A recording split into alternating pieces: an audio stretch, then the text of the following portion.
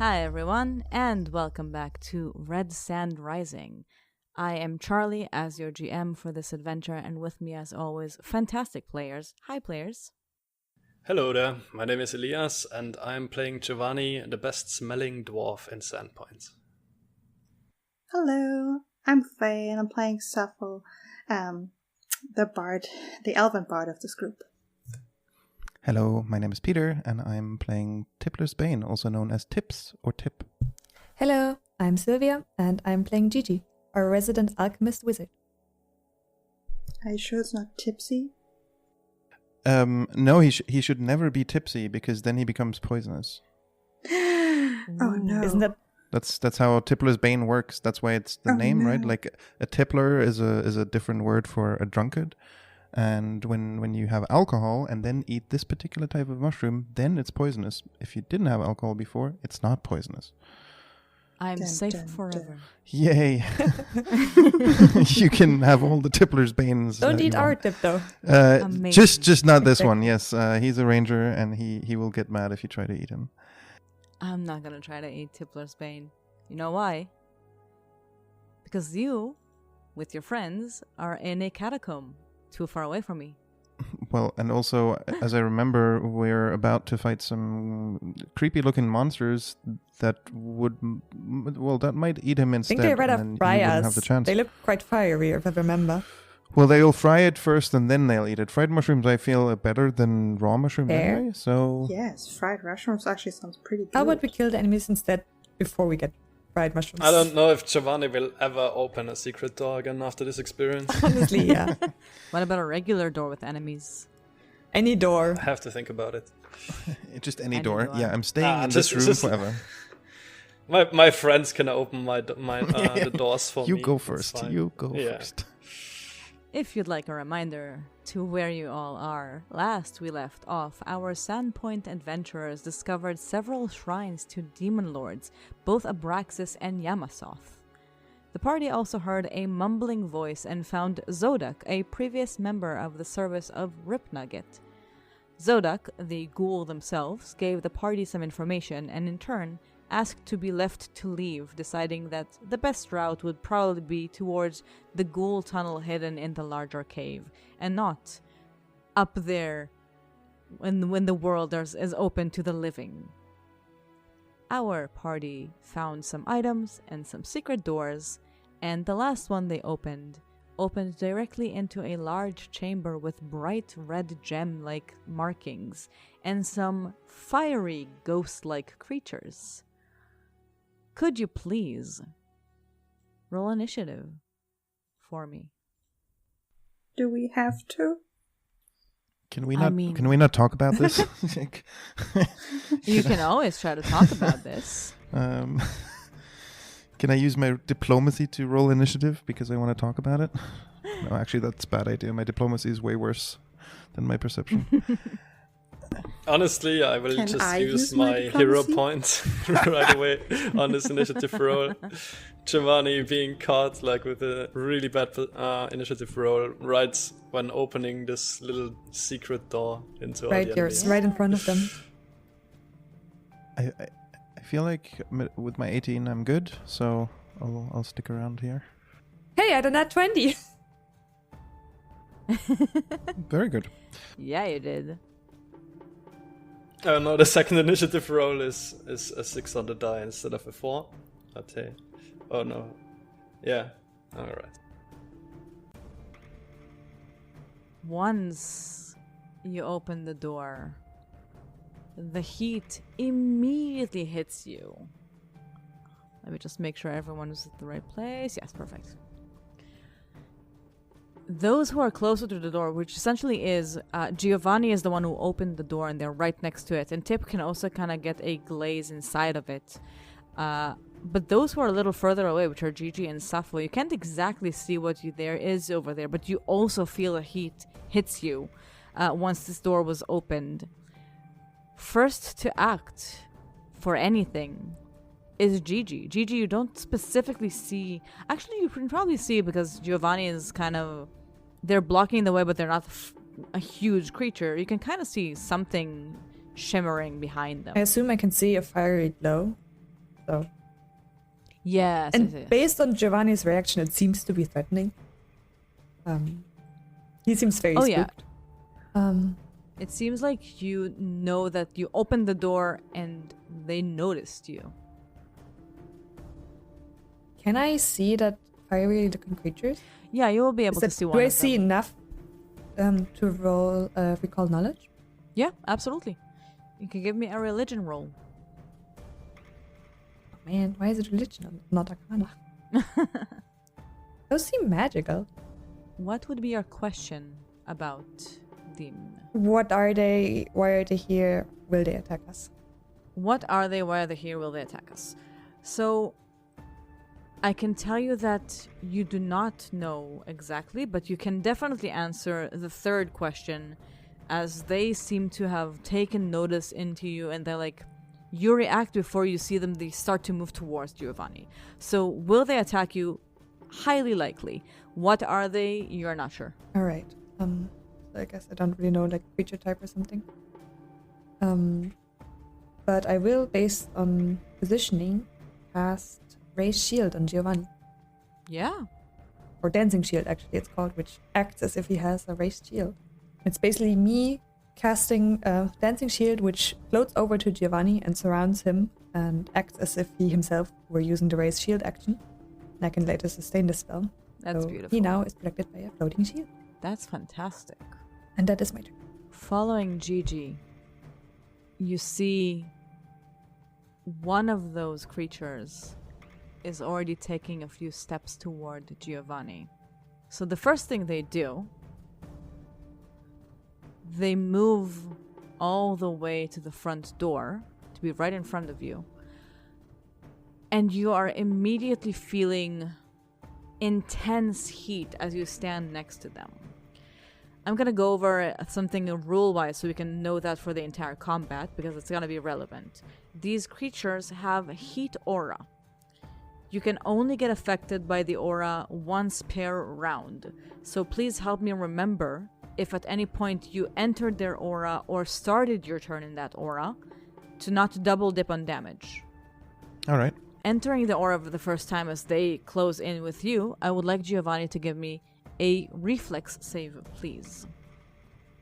Would I be included here as well because I'm sort of adjacent? Yes, you would. It's 5 feet from them in all directions. Because, I mean, it's at the entrance of the door, but it would still reach me around, right? So, okay. Yes. You can also be affected by more than one aura, but each creatures can only give you damage once per turn. All right. That's a 27 for my save and a 15 for Giovanni. That is a critical success for Tipp, so Tipp gets no damage. Nice. And Giovanni is a fail, so you get full fire damage from just standing next to them. They then are going to try to punch you, Giovanni, as you are right in the beginning, like in the entrance of the door. They roll a 21 to hit Giovanni. Actually, then I have to ask a question on exactly that number, because I don't know. Does the Dancing Shield effect that Jiji cast on me allow me to raise a shield that I have in my own hand? Or does it raise a shield for me? And like, does it give you +1 or +2 AC on raising a shield is basically the question, because I have a spell effect with only +1 right now. But I'm not sure if it would give me +2, because then I would actually manage to block that hit. So I remember that you don't have to have a shield. I have a steel shield, so it's a +2 AC bonus. Okay, it's a +2. In my inventory it says steel shield, and it says I touched the shield and levitated around you, so I'd assume it takes the AC from the shield I have, since you can cast it with any shield, technically. Oh my god, then that sets me to exactly 22 AC, which means that this misses. Was like, basically your shield just blocks this creature's entire attack. Beautiful. Amazing. That's the cooperation I like. Following that, I would like everyone in 15 feet from this creature, which mean Giovanni, Tippler, and I believe Jiji as well, to give me a will save as this creature wails horrifically. Is it an auditory thing? Unfortunately, it is not. It is a fire and occult. That's a 12 for me, unfortunately. It's not auditory. No, unfortunately not. This creature bursts into a flaming wail as each creature in a 50-foot emanation takes 4d6 fire damage. So for those of you who succeeded, which is Giovanni with 20 and Jiji with 19, you only take half of 11, which will be 5. Tipp, you take the full 12. 11, sorry. Yep. 11, Okay. 11. Yep. It's 11. Mm-hmm. That would be this creature's whole turn. Following that would be Tipp. Alrighty. I can see the corner of this thing already. So Yeah. I should be in range, right? I mean, despite the sort of the wall being halfway through, or halfway obscuring it. Yeah. You're in melee with it. Okay. Well, then I will set it as my hunted prey. And that means it will get bonked extra hard with a twin takedown. So number 1 with the hammer would be a 25 to hit. That's a hit. I'm going to roll damage for that. And that would be 11 damage. And then following up with the fork, a natural 20 for a total of 30. And Beautiful. that would be 6 damage on top. I would have liked to have Is that the other way around. Critical damage? Yes, it should be, right? Because it's 6 is No, the it regular can't be. damage. No, Yeah. 6. Sorry, then for the crit damage it would be 12 total. 6 is the regular damage. Yeah. Then it took Exactly. double of it. It takes 12 damage. Yeah, because I rolled a 2, then plus 4 from the fork is a 6, and then double is the 12. Yes.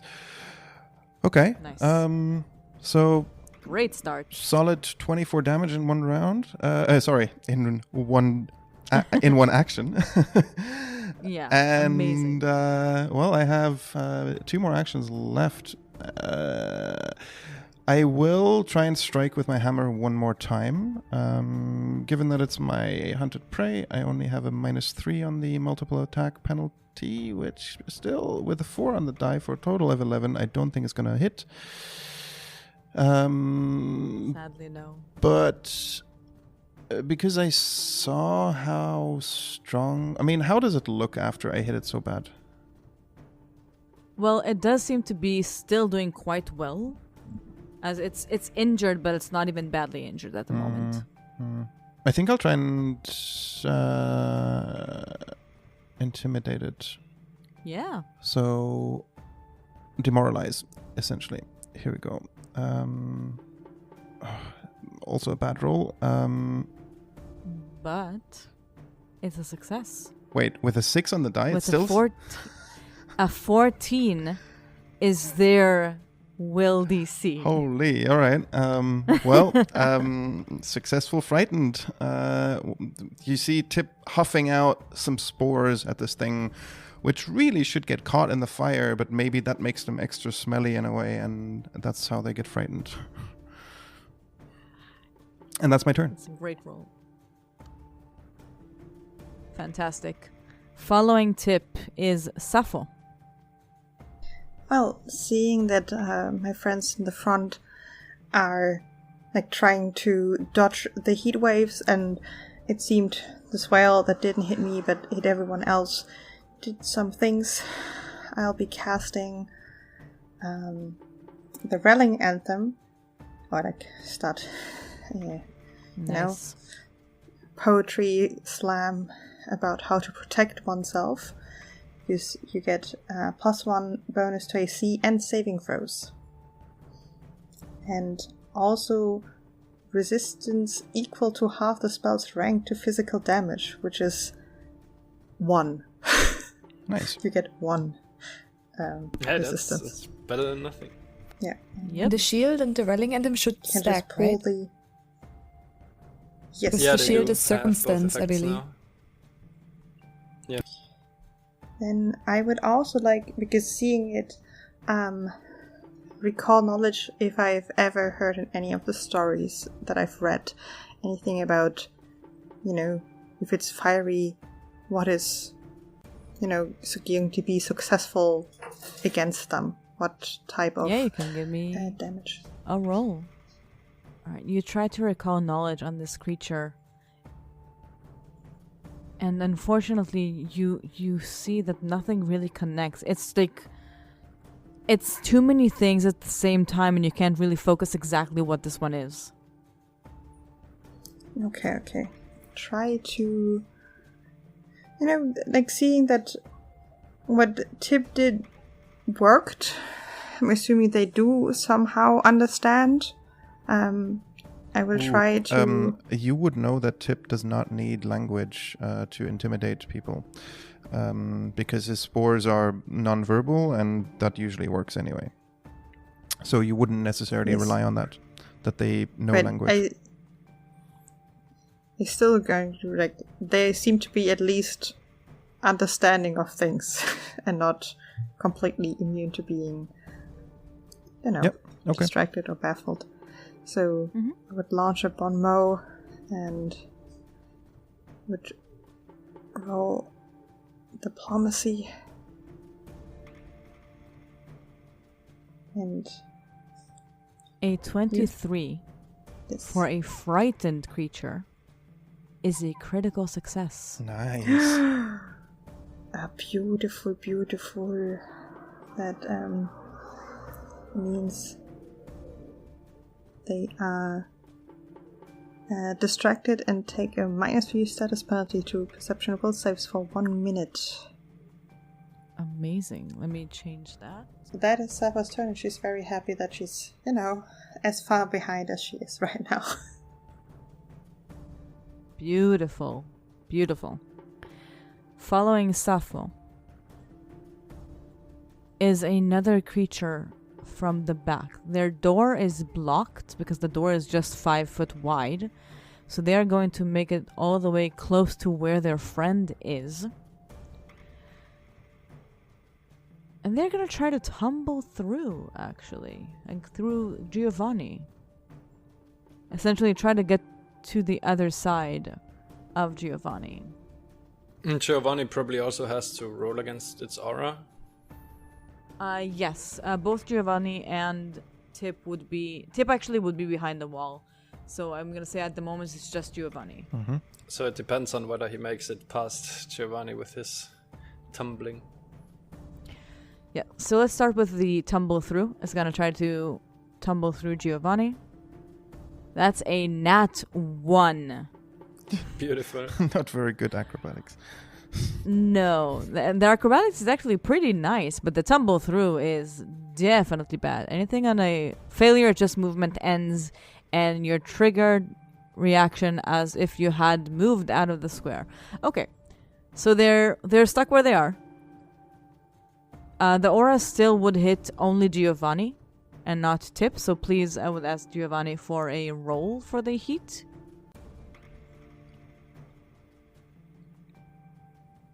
Oh, 17 on the dice. Whew.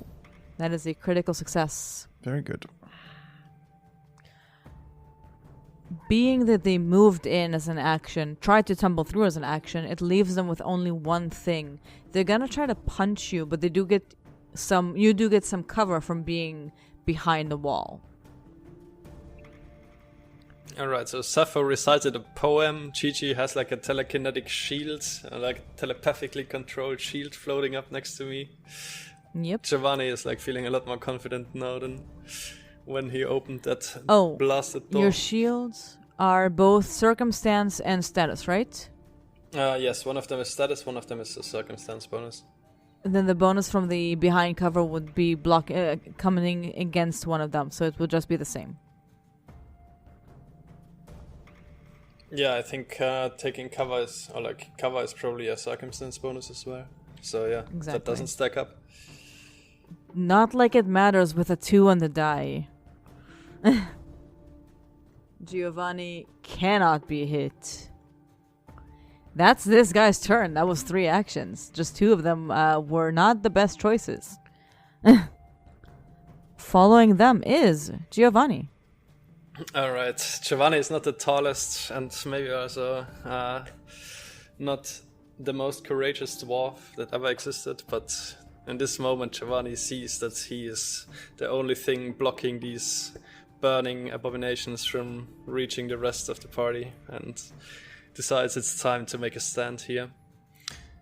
And since these are kind of like burning skeletons from the looks of them, Giovanni will like focus more on the kind of water in his elements and channel like an aura that is almost completely devoid of roses, but almost like almost like a waves and a small storm start forming around Giovanni as he channels his elements. Exactly, it's like scented water, basically. Oh, nice. Nice. And then Giovanni, as part of like channeling this aura, will focus some waves to strike this burning skeleton in front of him with an elemental blast. Yeah. Alright, there we go. A plus 11 and a 17 on the dice. Oh yeah. Ooh. Critical hit.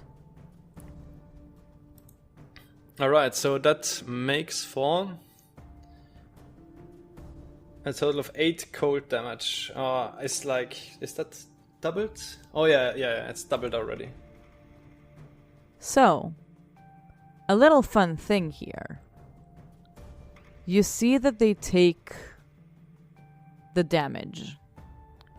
I'm gonna ask for some assistance and rules here because they, as you would see, are weak to cold, but they are also weak to water traits.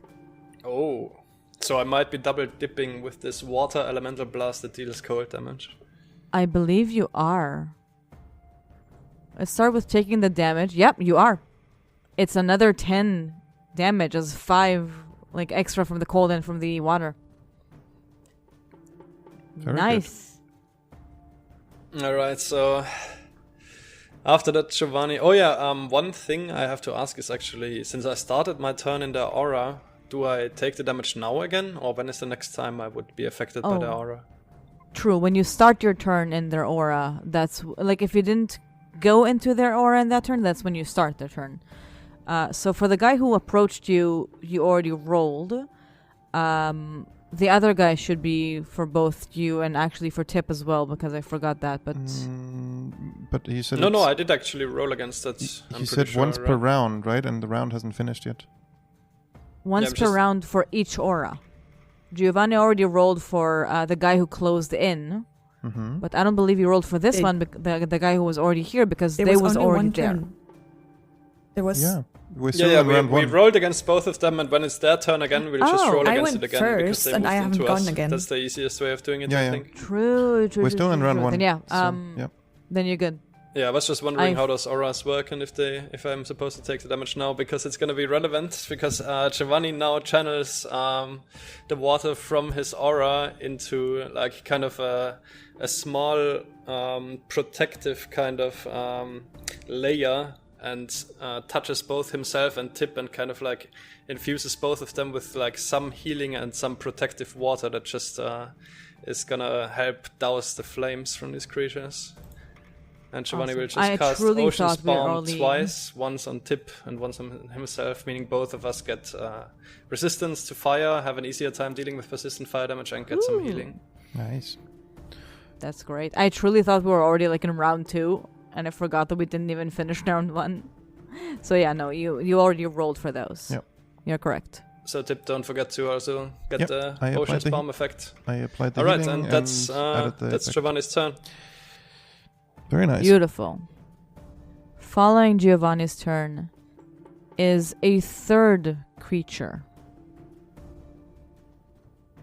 Being that it's so crowded next to the opening, this one takes a step to be facing Giovanni. And you see them kind of gurgling as if... Had it been something that's not on fire, it probably would have been spit. As they gurgle in and they spit fire on Giovanni, who is blocking the entrance. first attack is going to be a 25 to hit Giovanni. Yep, that does hit unless... it will hit regardless of anything. Right. It's going to be 6 points of damage. And you also get persistent fire damage from this. Instead of the 6 damage, Giovanni only takes 3 because of the precautions from his turn. Brilliant. As their last action, they're going to try to gurgle again. Seem that this has been working. And that is a nat 20 on the die. Give me all you've got. It's going to be 14 points of fire damage and some more persistent damage. That kind of negates, I think, the first one because it's a little more. That's their turn. Now, what I have missed, we're starting a new round. Now we're going back to Jiji. Alright, I mean, that one creature that was far away just exited like my viewpoint, basically. Since I'm at a bit of an angle facing the door. True. And I wanted to cast a persistence spell on them. But I will instead then... I mean, could I, from watching Giovanni's attacks, figure out that they're weak to water and cold? Oh, absolutely. It's still in your viewpoint. If not, Giovanni would have said something about that. Yes, you can say. Because given that you already have fire resistance too, and I don't believe that stacks if I were to cast the same thing on you, I will first sustain the dance shield. That is one action. Mm-hmm. Dancing shield on Giovanni.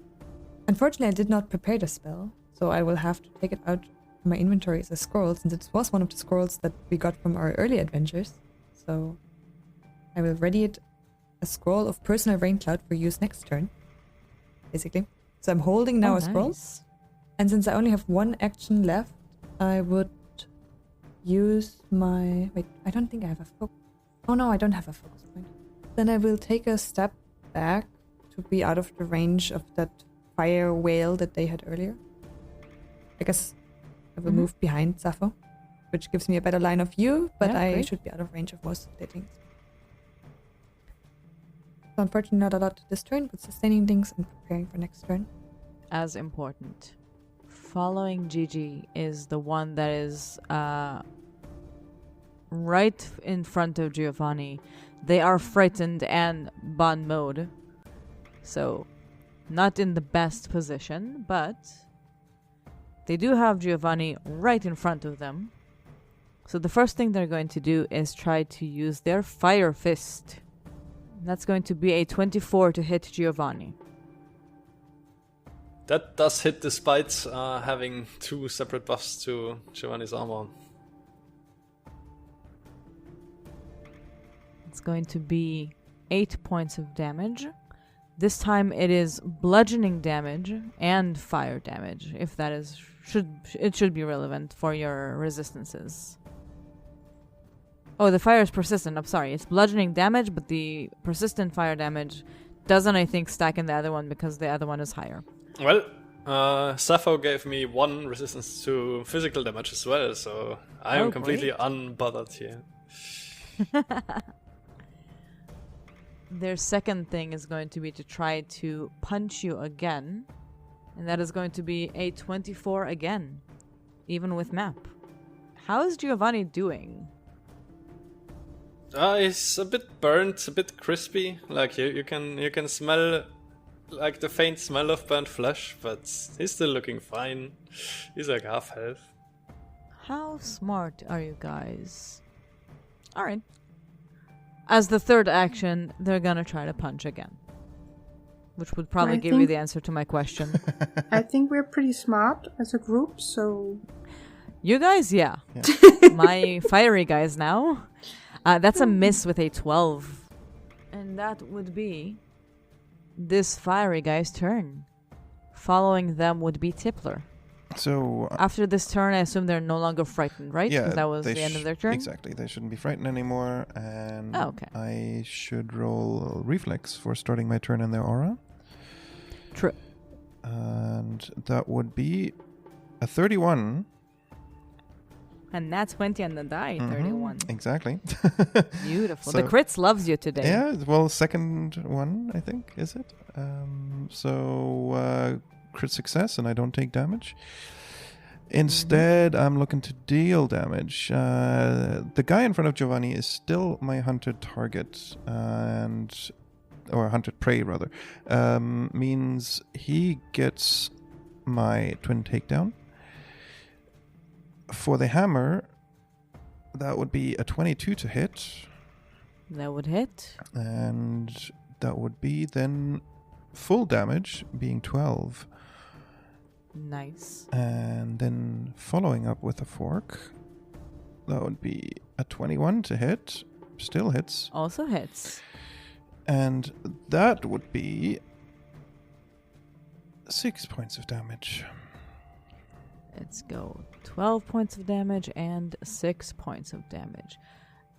This is near death. Okay. Though it kind of looks like a already dead creature, it's near death. Seeing that, Tipp would just load up the bonking and just like continue striking him. So one more hit with the hammer for a nat 1, unfortunately. Not sure what happened there. I said crits, I didn't say which one. Yeah. Great. Okay. Have a villain point, yeah. No, it's no, so yeah, he just I guess he got stuck on the wall next to him or something. But with that, seeing also that Giovanni is not doing too well, I'm wondering, is there a way we can just swap positions? Like, can I do something about this? I think I need like 2 actions for that, right? Moving him and then moving myself. There's repositioning. Yeah. And reposition would be a single action. And you need to use an athletics to basically against the fortitude DC of the creature. You are trying to reposition a friend, so I'm more open to those being like, if there's agreement, sure. Like no one is because they're not grabbed or forced to be where they are. If you want to use the action to reposition Giovanni, I would allow it if Giovanni allows it. I mean, technically, I think if you succeed on a shove, you can shove a creature and then like take 1 step to follow them. So Tipp could just shove Giovanni mechanically and then do exactly that. Like Giovanni moves 1 step to the north outside of the entrance, and Tipp follows up. And Giovanni is like willing to be like kind of nudged aside by Tipp, who might be the more suitable face to be smashing. I don't Yeah, exactly. I don't roll for this then, if I got that right. And I mean, I just use my action. Or if you succeed, the target takes back 5 feet and you can stride after it.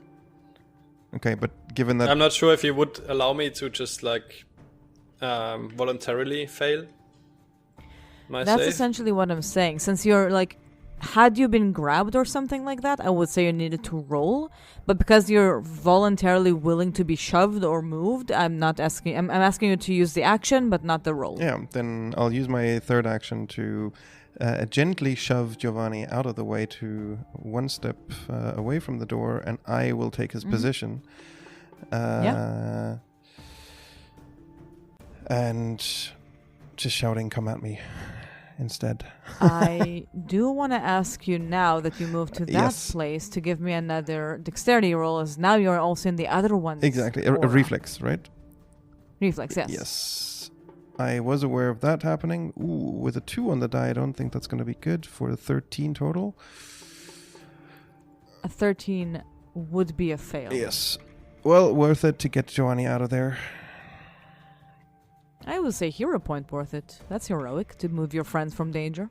Well, thank you. But also, he does 3 damage. I have fire resistance 3, so I take 0. That's amazing. I love it. Yes. So I thought it was fire resistance. Feeling very Power strong. of friendship.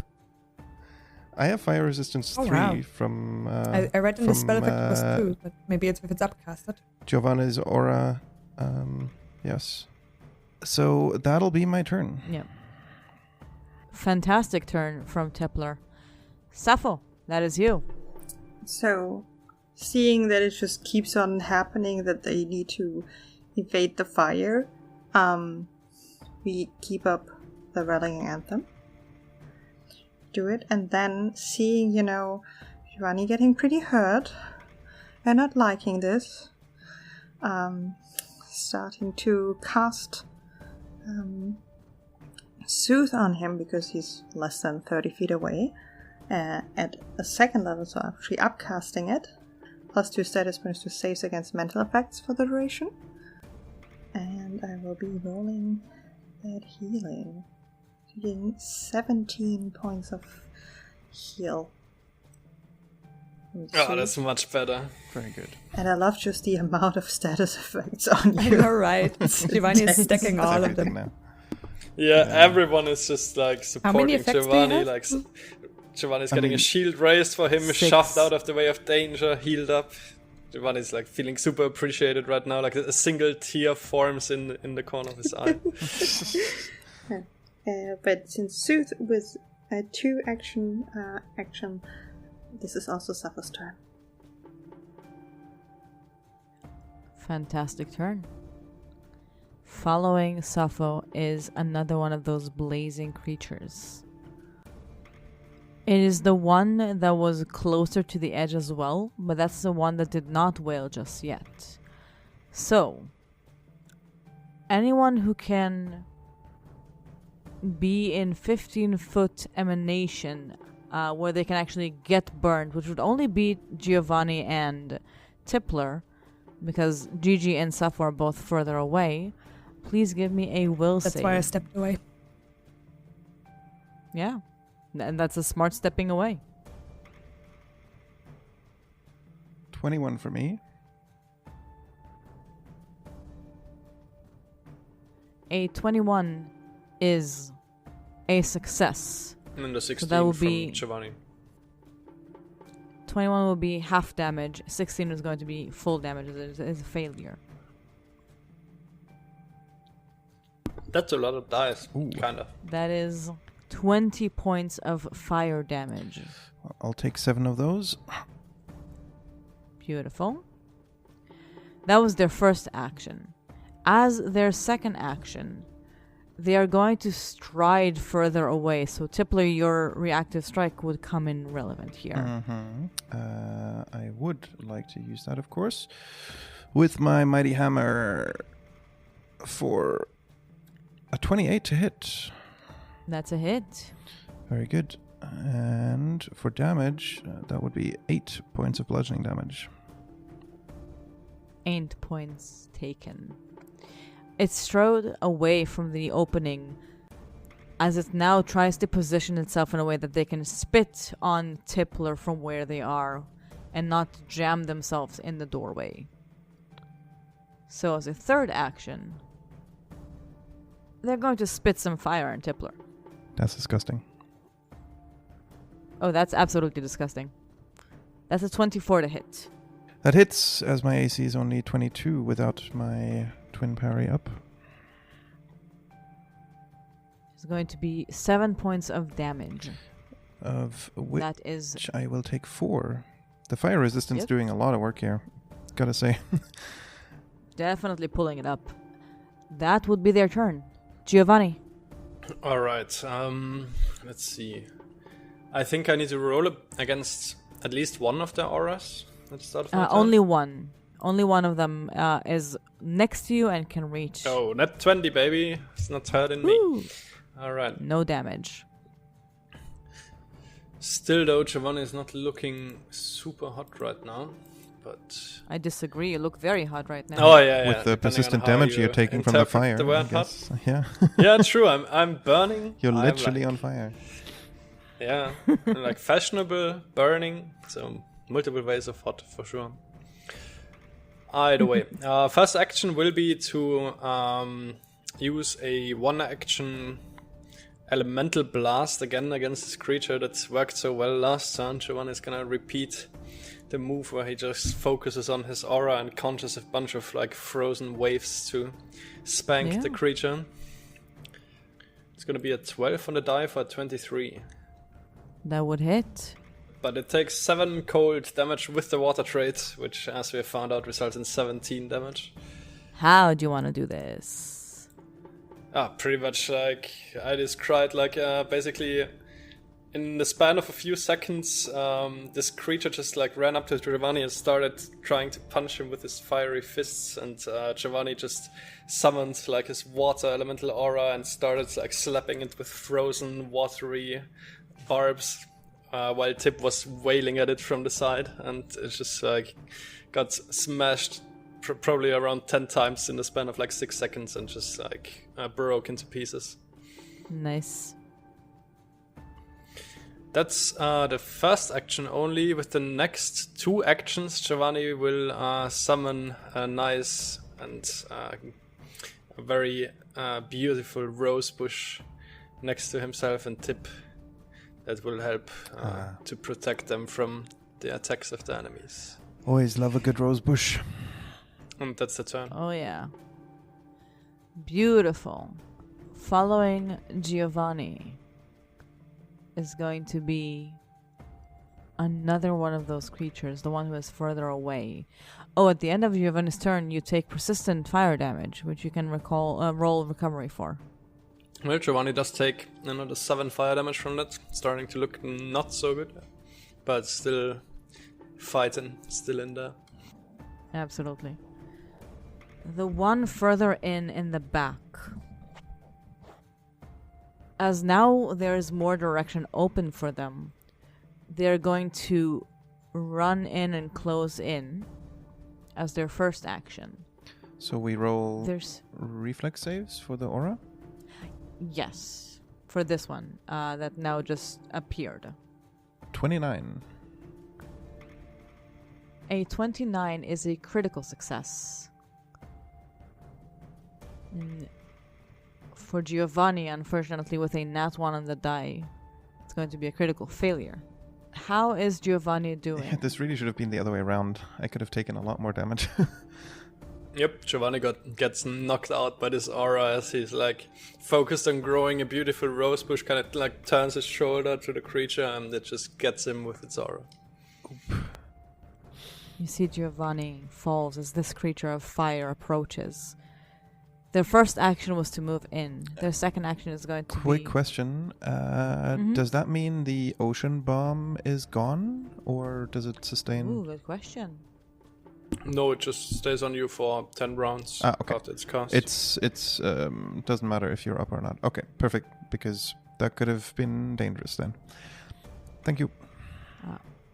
Is this the first time someone is knocked out? No, Sappho was knocked out once Sappho. before. Sappho was knocked out. That's true. Sappho was knocked out.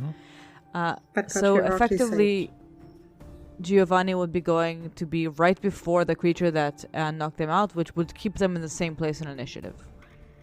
Okay. The second action they're going to do would be to punch Tippler with their fire fists.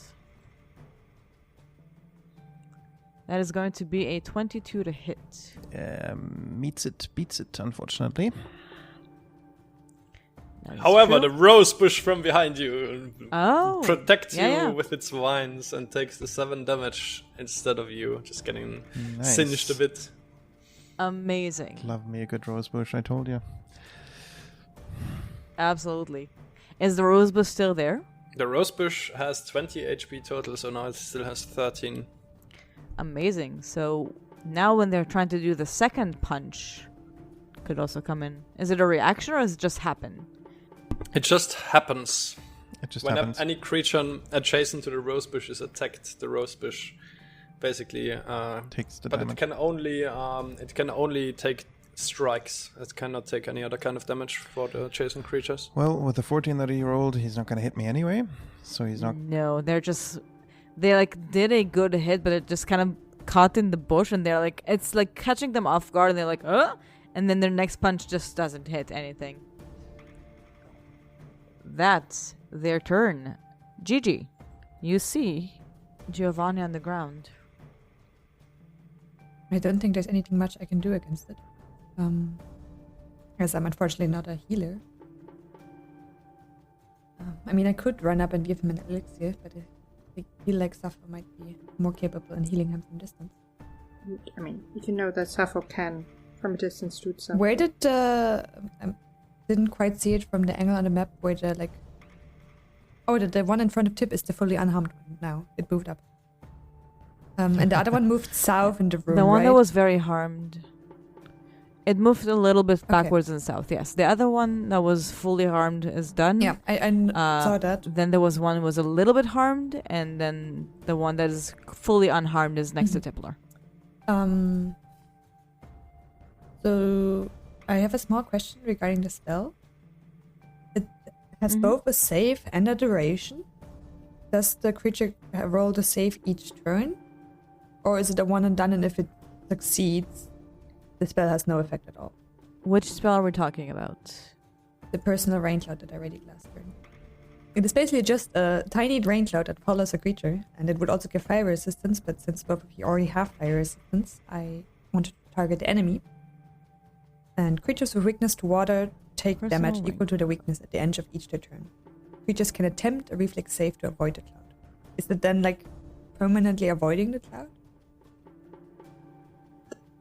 I mean, I read it as for the duration, each time they can try to, like each round they can try to attempt to reflex save to avoid the cloud, but otherwise they take the damage, so it's for the whole duration. They do reflex saves every time. Okay, so it's not completely wasted if he saves. I feel like it's a bit like the aura, right? I mean, we do that every round as well. Yeah, I would say exactly. Like every round they would roll, and either they, like if they critically succeed, they don't take any. If they succeed, they take half, fail, full, and critical fail, double. So like, even if they succeed on the first time, they still would roll every turn to see if they like, maybe the next time they do. Yeah, then I will be casting that. So absolutely on useful. that unharmed fire ghost, because I feel like summoning a rain cloud over a fire ghost seems very effective. Oh, that's beautiful. Please describe this. I guess Jiji like uses her arcane focus and like focuses on that fiery creature she sees, and there's like a few clouds. Is it smoke? And then it starts raining on top of that creature, and like in just this 5-foot square there's suddenly heavy rain, and he has to save to take water damage. If you had a bad day. So Yeah. It's just like the sad song that now needs to play. I just love it so much. That's great. It's like those typical rain clouds that are like, fuck you in particular.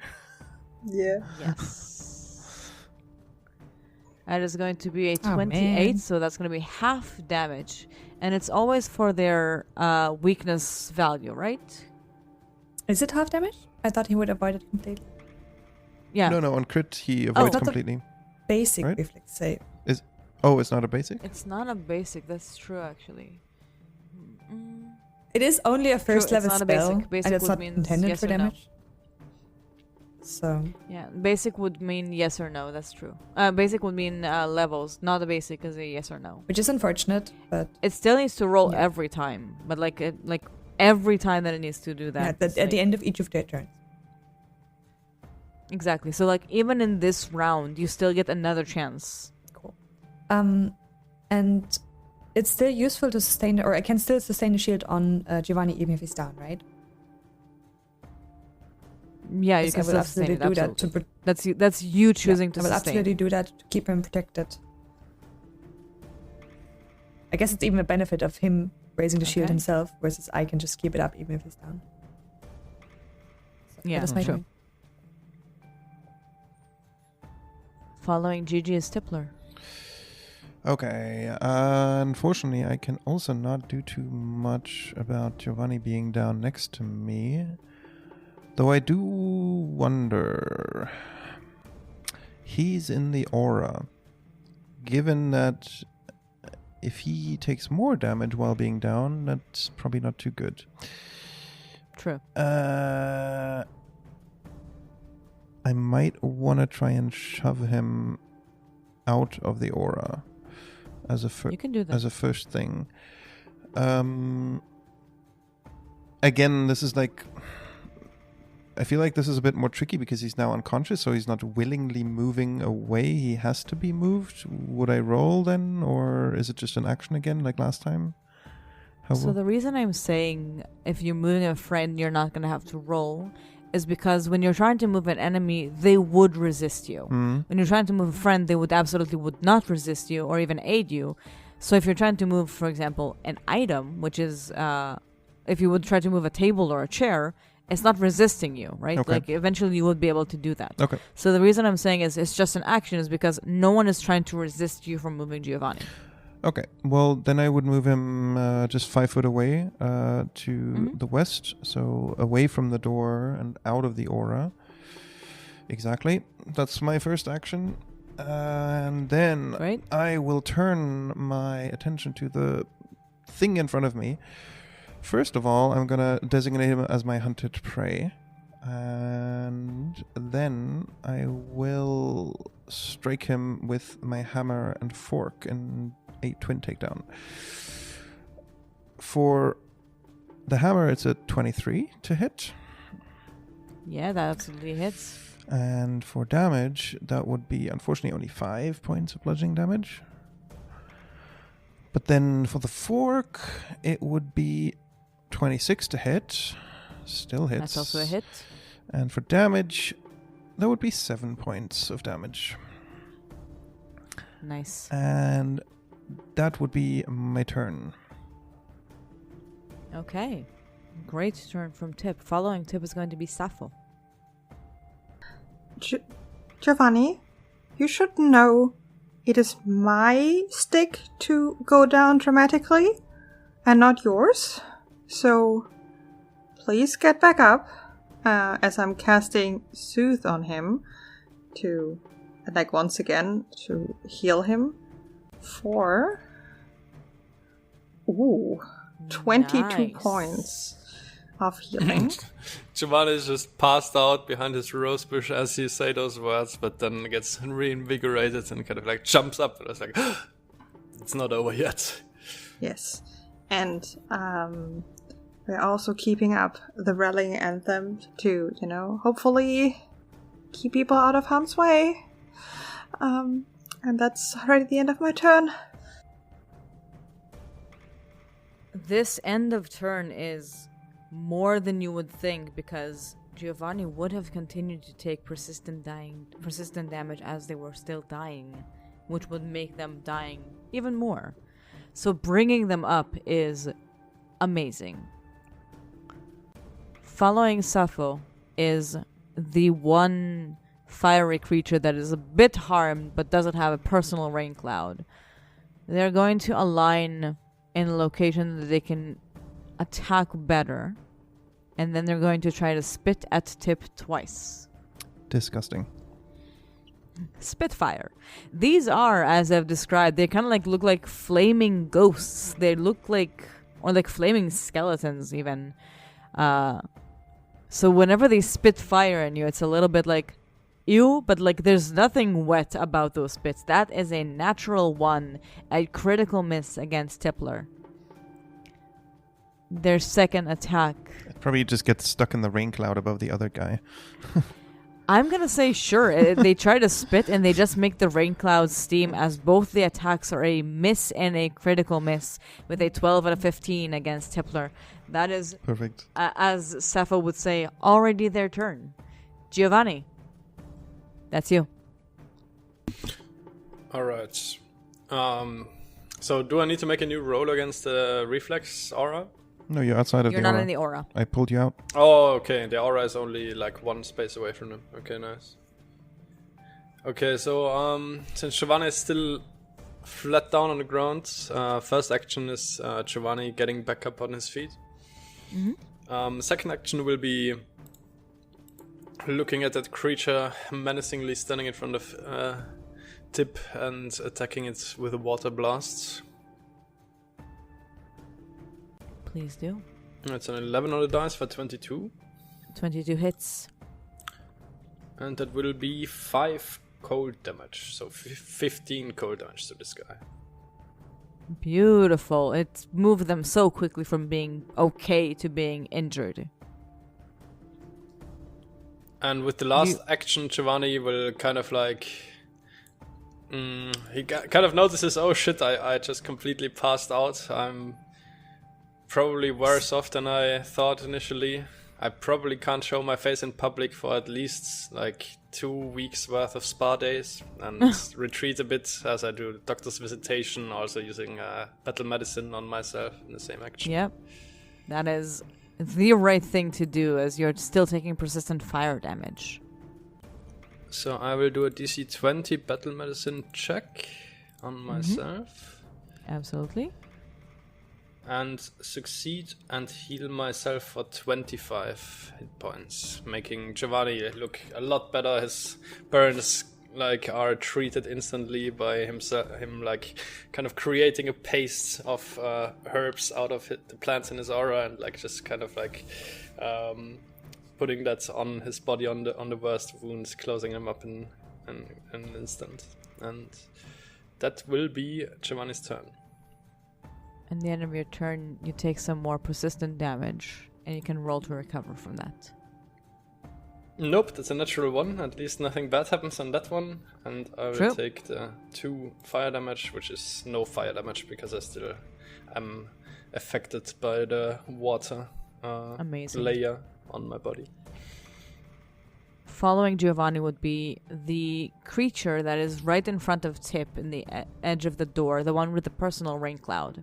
So they're going to try to punch Tipp 3 times. Wouldn't they have to roll for the rain cloud first? It's at the end of its turn. It's in the end, I think. Oh, it's the end of its turn. My bad. Sorry. Yeah. Okay. So they're going to try to punch you 3 times and then try to avoid their rain cloud. So the first roll is going to be a 31. Well, thanks to the rallying anthem, that's not a crit. Amazing. That's big difference in damage. It's going to be 10 points of damage. Of which I will take 9, it says. Because it adds... because it's also bludgeoning. It's the physical. Oh, yeah. And then I take the persistent. Yep, okay. Exactly. Mm-hmm. Their second attack is going to be a critical miss with a 9 total. Mm-hmm. And their third attack is going to be another critical miss with a 4 total. Well... I didn't even know you can even roll that low. I am tanky. Yeah, but 4 total. I mean, 4 and 9, like, low. I don't need to be tanky to dodge a 4 and 9, I guess, yes, right. Yeah. That will be their turn. In the end of their turn, they can roll dexterity. They will roll dexterity. Oh, I'm so sorry. Actually, the Reflex. rose bush took 10 damage instead of Tipp taking 9 damage. Ooh. Yeah. Then I'll correct that on my health here quickly. And the rose bush is down to 4 HP. So, got hacked down to its roots, but it's still kind of standing, and a few like loose branches are still kind of protecting Tipp. The rose bush will live. Just plant rose bushes all around. The reflex save is a 30 for the personal rain cloud. How does he keep rolling that high? Well, Very high reflexes. none of you know what they can do and what they are. There. Unfortunate. I would have loved to have seen this guy rained on. I mean, he is being rained Oh, on. I want to and see it kind of happening. It sounds funny. It is just being rained not on. taking damage from it. So. Just dodging Not yet, every they're not. single raindrop. I think he's Yeah. like skirting It's just around the wiggling cloud the or whole something. time away from every single raindrop, just wiggling. Don't get me wrong. I absolutely want to describe how it looks like when they do take damage from that. So Well, he's still injured, so I do hope, let's but see yeah. next turn. he's still Just injured. stop rolling so much. Speaking of next turn, Gigi, that's you. Yes, I had seen already. That space above Giovanni, so like 1 step above, is free, right? I could move there. Yes. I'm basically debating whether I should keep the shield on Giovanni since he now moved back, and I unfortunately can't move it to Tipp. I guess I'm just looking at Giovanni. If like, does he intend to go back in, or will he stay back for a bit? Yeah, I mean, you saw Giovanni with that kind of retreat and taking like a few seconds to patch himself up. That Giovanni is looking like he's ready to go again. Like that he just retreated just in case like the wounds were worse than he assumed. But since his like medicine, his battle medicine went so well, he's ready to get back into the action. Okay, so you will likely close the gap again, as in the shield. Would that be useful? Yeah, you see Giovanni already getting ready to get then I will like, keep sustaining into the fray, but it's up to you if you keep the shield up or not, for sure. Then I will sustain the shield. And from here, the second creature is unfortunately 40 feet away, so I can't do an electric arc targeting both, since the electric arc is just 30. So... Oh, you can still choose just one. I could, but then I'd rather do the face spell, because that is more single target damage on the injured one in front of me. True. So that is an attack roll. Does an 18 hit? An 18 does not hit. Those things are nimble. They are. Well, then that is my turn. Is that Gigi's turn? Right, I'm sorry. Following Gigi is Tippler. I will try and take this thing down. Well, it's only injured, not badly injured, so let's see how well I do here. Did you move your hunted prey? No. I mean, yes, he is my hunted prey. That's why I only attacked once last round, because I moved Giovanni out, then hunted prey him, and then slapped him twice with my twin takedown. So he's still my hunted prey, meaning this turn should be a bit more lucrative for me. So I'll twin tag down first with my hammer for a 21 to hit. 21 hits. Mm-hmm. And for damage, that's going to be 6 points of bludgeoning damage. Then taken. It's now badly injured. The fork does 26 to hit. Also 26 hits. And for damage, only 5 points of damage. But he takes them all. Okay. Let me see. I think I'll go for one more strike with a hammer. That's actually worse than the die said because I misclicked. But it's a miss regardless. So... They don't really punch too hard, I feel. And I'm doing well on HP. So... I think I'm just gonna go for another strike, honestly, because my map isn't too terrible. So another one with a hammer for an 18. Ugh, but that's still not enough. Oh well. Unfortunately, 18. Yeah, the -6 on the 3 attack penalty is still minus too many minuses. Otherwise it would have hit. But yeah, True. Then well, that's my turn, unfortunately. After Tipp will be Sappho.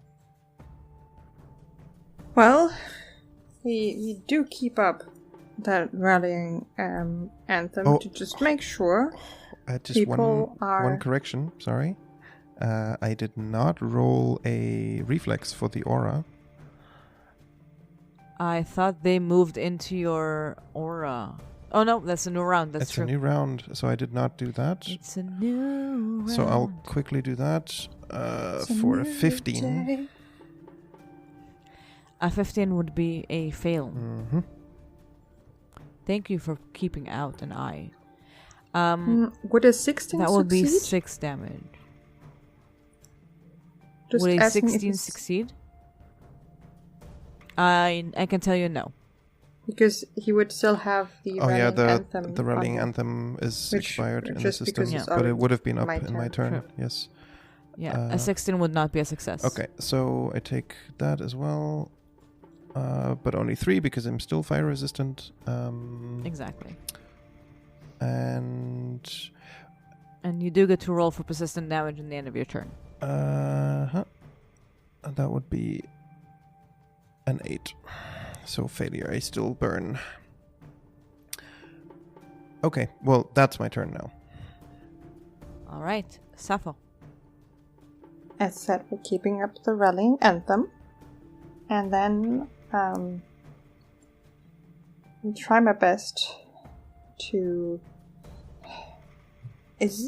Sappho doesn't do it often, but sometimes, sometimes you gotta do some harm. And I do indeed see this one creature, so... let's try and cast needle darts. Yeah. So regular needle darts. And I do not hit, it seems. Yeah, I 15 would not hit, unfortunately. Yes, those low rolls.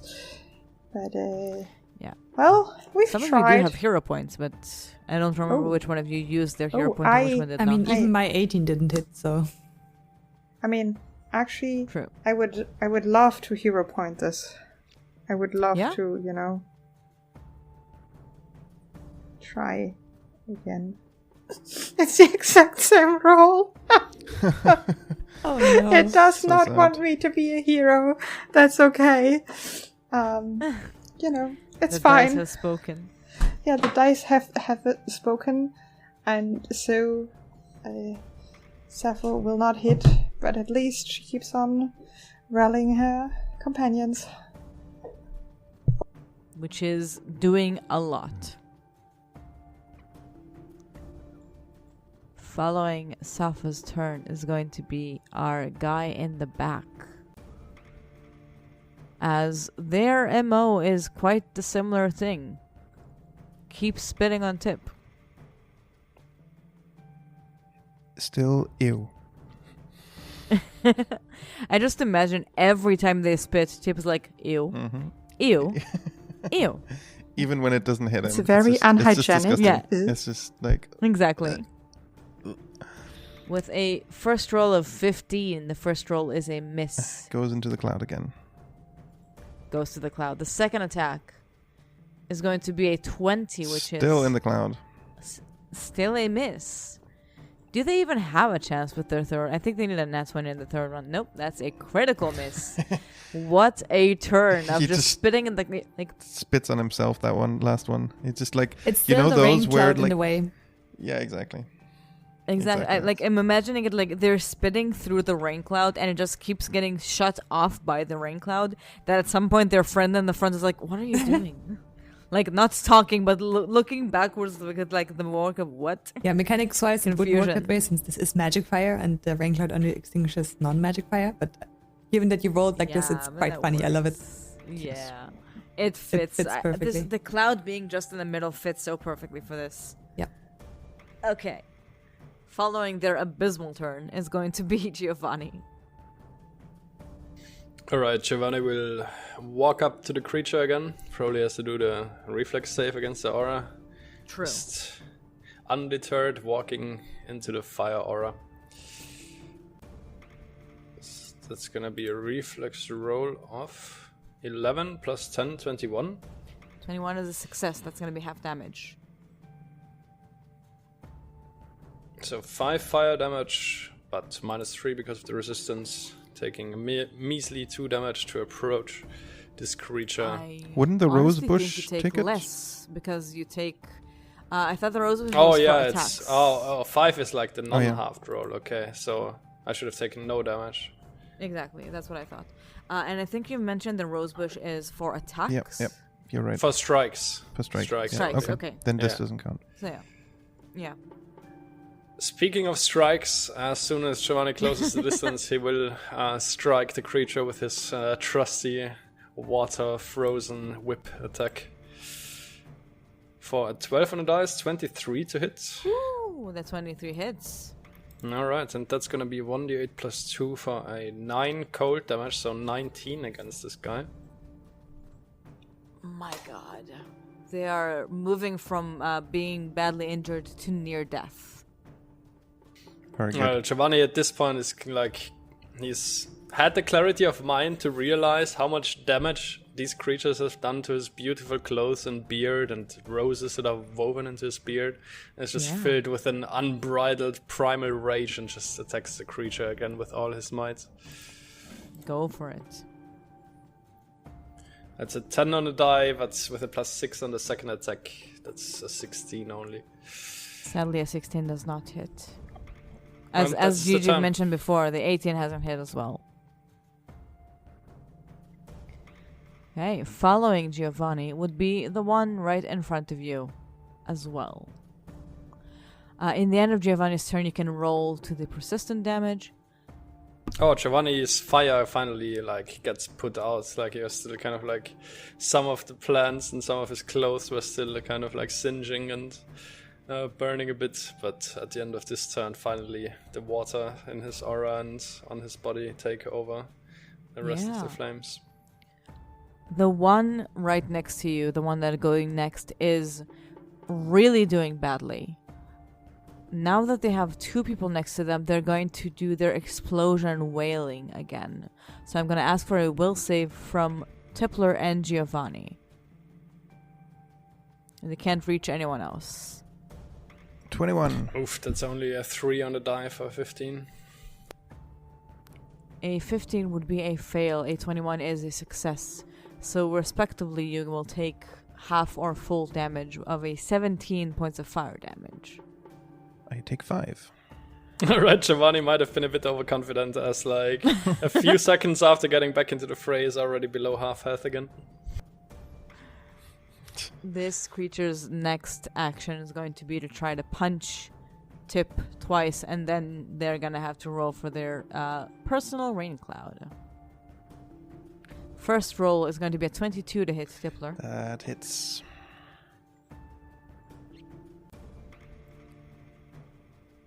And the second roll is going to be...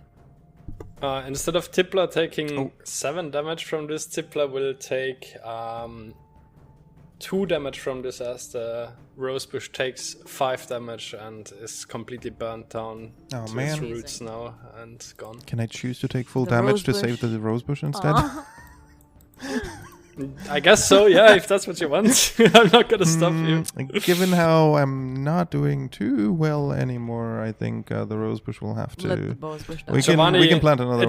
It takes Giovanni 4 seconds to plant a rosebush, and as long as the territory is kind of suitable, the rosebush will be permanent. So Perfect. literally, Giovanni can grow 1 rosebush per 4 seconds as long as he wants. Okay, to. we'll make a not rose limited garden out of this place then. So how much? Exactly. Remind me, how much damage do I take then? It took 5 damage for So you. I take so 2. Only take 2 damage. Okay, yeah, then instead of I'm looking a 7. lot better actually. This is good. Is Giovanni just killing the whole landscaping contractors out of the city? Apparently. The amount of... Oh yeah, that is bushes. actually Giovanni's main business, is being a landscaper and a gardener here in Sandpoint, and every other landscaper or gardener just had to close shop. They could not compete, not just because of Giovanni's supernatural abilities to grow beautiful flowers out of nothing, but also because he has an immaculate eye for interior and exterior design, and nobody could keep up. That would absolutely explain your reputation with some of the factions in the city. Very good. The last attack against Tippler was a miss on the Fire Fist. And on the end of their turn, they're going to roll a reflex save to see if they are getting hit by the rain cloud, which is going to be a 26. Ah, man. I was really hoping it would die from being rained on. Me too. Honestly, I thought it was a great idea. I wish I could just use my hero point to have him reroll the reflex save. Yeah. It just looks like these creatures have the highest reflex save in the world and the lowest will save in the world. They have a will save of +4 and a reflex of +20, I swear. Honestly, yeah. Also, their AC is super high, so honestly, I wouldn't be surprised if they're very fast and reflexy. Yeah, true. Alrighty. True. That would be their turn. Jiji. The one next to Tippler is near death. The one with the cloud. I mean, unfortunately, Cloud didn't finish it off, so that is very sad.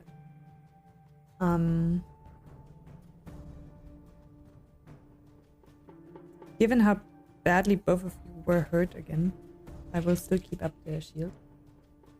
has definitely helped against the fire punching fist. Oh yeah. And probably just try another face bolt to finally get that creature down. Go for it. I've got to roll for attack. I will use my hero point for this. If I cannot use it for the rain cloud, my dice rolls have been Please terrible. do. Anything that is not like a save. There's a 22 hit. That's a hit. Finally. 22 is a hit.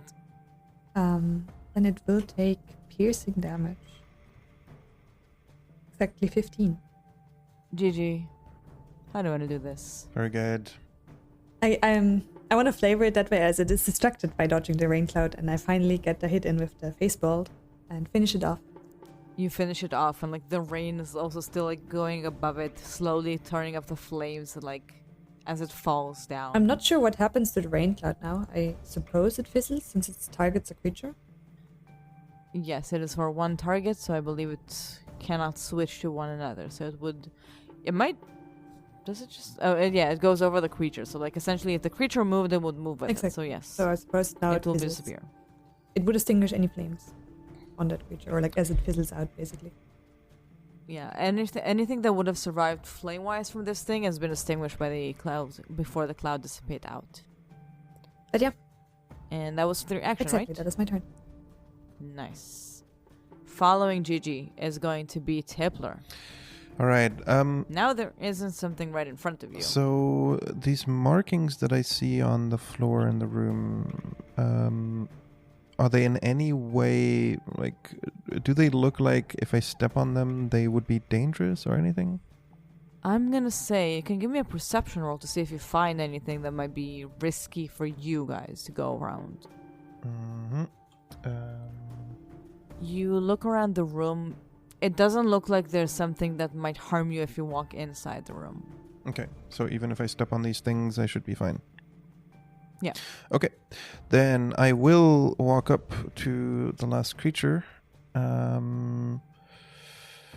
Did I need to use an action for the perception?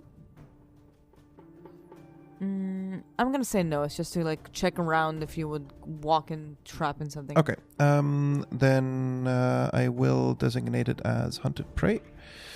Mm-hmm. And I will twin strike it for my final action. So for the hammer, it would be it's 17. That misses. 17 is a miss. And for the fork, it would be a 22. That hits. Okay, at least something. That would hit, yes. Very good. Then I also, after rolling damage here, that's 6 points of damage. I just remembered I walked into its aura, so I will also roll a reflex. Exactly. Yeah, I was waiting for you to finish so I can display Yeah, it. thank you. That's a 21, so success. That's half damage. It's going to be half of 5. And that would be no damage because I'm still resistant. True. Very good. And that's my turn. So I get persistent damage still. Yes. And would roll to try and recover from that as well.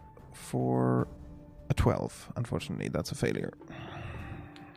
Unfortunately. Although you are resistant to fire damage, so taking 3 will give you no damage from the persistent. Exactly. Following Tippler is going to be Sappho. Now the creature is a little inside the room. It's harder to see. Yes. I only see an edge of it, and I don't think that is necessarily enough. True. Because I'm pretty sure I need to see. Do I need to fully, or do they get higher AC, because I only can see a quarter of them? Yeah, if they're mostly covered, they get higher AC for that. Terrible. How did Tipp look? Injured, but I mean, I'm just barely above half health. So, still okay. And Giovanni looked bad again? Slightly below half health, but still okay. Yeah, with how they've done things, not feeling for this, but well, I need to move to like see it. So I will be moving a little bit ahead. But not blocking the entrance. So that if Giovanni wants to pass, he can. I will keep up my usual stick of a rallying anthem, because this thing still has like this aura and other things and we don't like it. And then I'll try to, distract it a little bit. The bon mot. At least it's not a critical failure, just a regular one. Sadly, even though their will DC is extremely low, 12 is still a failure. Those low rolls, I feel like it has something against the spellcasters today. Like, really. But at least it wasn't a critical fail, so True. At least I'm not hurting myself with it. So, but yeah, I moved, I rallied, and I tried to bon mot. That is indeed my turn. Amazing. Following Sappho is going to be the one who is right next to Tippler. Tippler already rolled for the aura, so they do not do that again. They are going to try to punch you 3 times. For their first fire punch is going to be a 28 to hit. That hits. For 10 points of damage. So I take 9 of those. Their second roll is going to be a 19. Misses. To hit. That's a miss. And their third roll is going to be a 7 for the third attack. Critical miss. Okay. They did some damage, but they're still most of the time missing Tippler. Giovanni, that would be you. Alright. So last thing Giovanni saw is just a Tipp running into the room, and then some fighting noises appearing. So Giovanni will kind of walk into the room, see what's going on here. See that Tipp is in the middle of the room fighting the last one of these creatures, and let me see, 5 feet, 10 feet, 15 feet, 20 feet.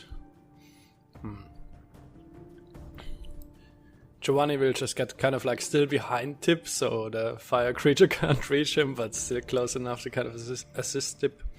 Yeah. Walk into the room, and with his second action, use a projectile, kind of conjures a spear made of ice in his hand and throws it at the creature for a ranged cold damage elemental blast against it. Although I've targeted Giovanni himself, but that's a natural 20 on the dice, so let's go. Amazing. That's a crit on this ice spear that straight up pierces this creature's chest. And that's gonna be on a crit 4 cold damage. So, it's still going to be with their weakness. So yeah. Yep, so a total of 14 cold damage against the creature. Exactly. And with the last action, Giovanni will see the quite badly injured Tipp next to him, and you see something you've never seen, or rarely seen before, which is Giovanni's gloves have a magical insignia of a gilded rose on them, on the palms, and that insignia kind of lights up on both Giovanni's gloves as he touches Tipp, and uses the once a day power of the gloves to heal Tipp once more. Nice. And those heal Tipp for 10 hit points. And that's the end of Giovanni's turn. Beautiful. Very good. Following Giovanni is going to be Jiji. Oh, it's my turn again. I mean, I guess with less enemies, the turns still move faster. I mean, I see the creature from here on out. I don't see Giovanni anymore. And I think with how much Tipp now has been targeted with punches and that the creature just moved, I will have to drop the shield basically to move myself. Otherwise, I wouldn't be able to do anything from the distance. So the dancing shield is not sustained anymore. but I get to do damage in the hopes of taking it down before I can do more damage. I mean, it is in front of Tipp, so being melee would likely attack Tipp anyway, and I don't have a shield on him. But it will just be another Phase Bolt, because the Electric Arc is just less damage. Is it 21? A 21 would hit. Nice. Another 10 damage. Yeah, absolutely. That is my turn. And Okay. I assume, since I'm small, Sappho would be easily able to see the room above me. Yeah. Both you and Tipp are small, so Sappho's doing completely fine. Following Gigi's turn, great damage is going to be Tippler. Alrighty. The thing is still my hunted prey. So he gets a strike with a hammer first. For 27 to hit. Hits. And for 6 points of bludgeoning damage. Okay. And following up with the fork. A 25 to hit. Hits. And that would be 8 points of damage.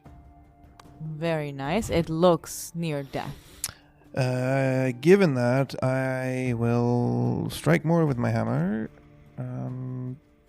That would be a good roll on a second attack, a 26 to hit.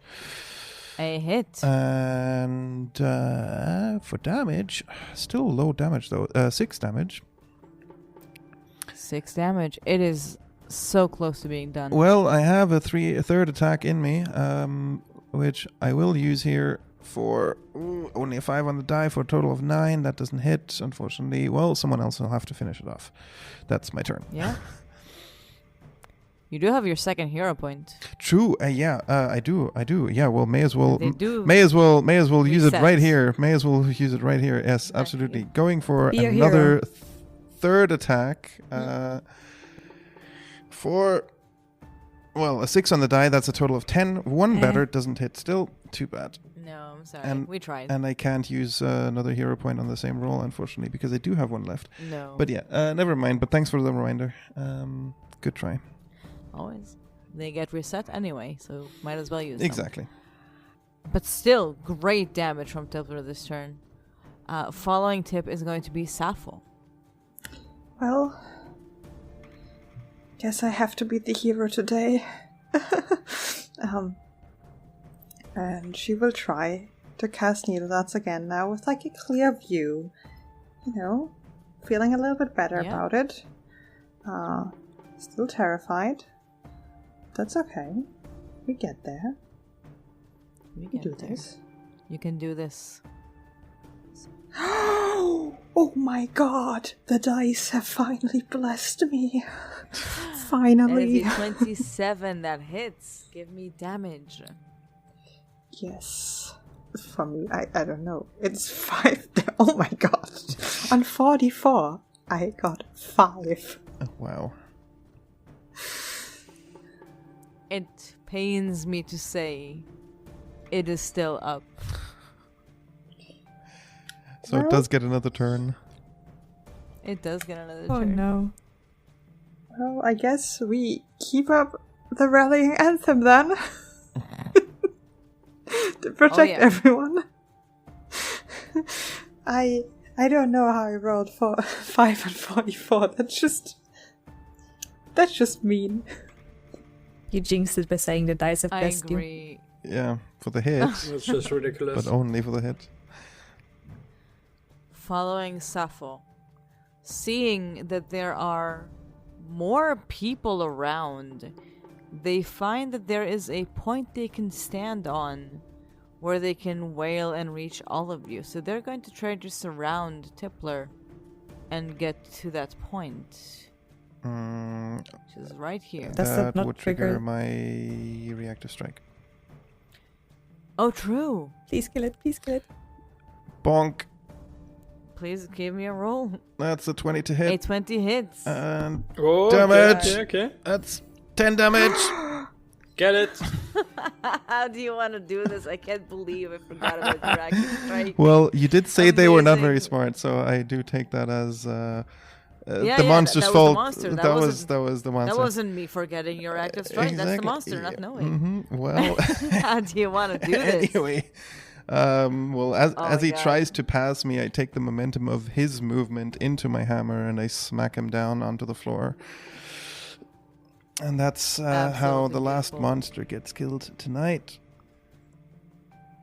It I need a falls hero. on the ground, right where the rain cloud was before, so still a little wet there, and just douses itself very quickly. You guys, or at least Tippler, is still taking persistent damage. Yikes. So you guys can try to help Tippler take it out. As Giovanni, that will be you. As long as Tippler is still taking damage, we're still in initiative. There is something I can try to stop the persistent damage on Tippler with medicine, right? But I don't remember what it was and if I need a skill feed for it. Effectively, if you can try to use an action that will douse the fire or reduce the flames, depending on what you're doing, Tippler is going to get another roll for their DC to get the persistent damage out, and depending on your action, it could be a DC 15 or a DC 10. Well, I basically have like this kinetic action that I is basically like healing someone with water. So the only downside is that I already used it on Tippler, and like basically the mechanics say that the target is immune for 10 minutes after you use it on him. But that's kind of like how I would Giovanni imagine. How I would imagine Giovanni kind of trying to douse Tipp's flame is just with like water from his elemental aura and healing powers. I would say you can use this to try to give them another check. It's not going to give them extra time of resistance. Like, it's not going to give them the effect again, but you can use it to give them another roll for their check. So I wouldn't then heal with I would this. basically do that. I wouldn't heal with this. Yeah, but you just get a flat check to try and put the fire out. Alrighty. Being that this is water, the flat check is 10. As you are on fire, so like you're negating fire with water. That kind of fits. So then... Just roll higher than a 10, baby. There you go. Hey, That's a there we go. 13, And- and the ocean's bomb douses the so fire. quickly. You douse the fire, and with that, we are out of initiative. Very good. You look around the room that you are in. This room of very hot and like ashy and charred area on it has some markings that looks to be like bright red gems with some symbols on it. And the only thing you gather from a quick glance is that the whole floor is covered with an unbelievable amount of Thessalonian runes, kind of glowing on the ground. Well, luckily we have someone who speaks Thessalonian. You indeed are lucky, but we are going to be lucky for that next session, because we are ending our session here before we get a chance to know what these runes say. These red markings on the ground are like this hexagon gem-like things. They remind me of those beads that we found, like the garnet bead, because it looks almost exactly the same. Oh, But I guess we'll investigate next session. exactly. Ooh. Yeah, don't forget about that one until next week. I'll write it down in my notes. Make sure you write everything down. But yeah, we're gonna have to jump to this weird hidden room, by the way, next session. Oh yeah, true. It was We a go secret door, over- right? Yeah, it was It was the secret door. second secret door. Yeah, true. There's so many hidden rooms. Secret door with fiery creatures who know how long they have been there. Well, they're not here anymore. No, they're slowly dispersed into dust and with the water from the cloud that ate it out. Made mud of them instead. Exactly. Right. The entrance to this room is just muddy. Very good. Okay. But thank you everyone for joining me today. Thank you players.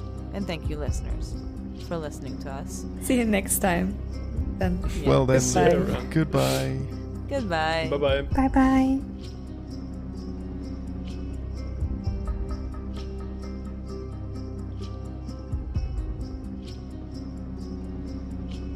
Red Sun Rising is made by Of Dice and Dinner, produced under the Paizo Incorporated Community Use Policy. Red Sun Rising uses trademarks and or copyrights owned by Paizo Inc., used under Paizo's fan content policy at paizo.com/licenses/fan content. Red Sun Rising is not published, endorsed, or specifically approved by Paizo. For more information about Paizo Inc. and Paizo products, visit paizo.com. Original characters and content are the property of Dice and Dinner. Our podcast intro-outro theme is made by Frieda, Melando, and Shachar Bieber. Of Dice and Dinner is happy to be in touch, and our email is the best way to do so.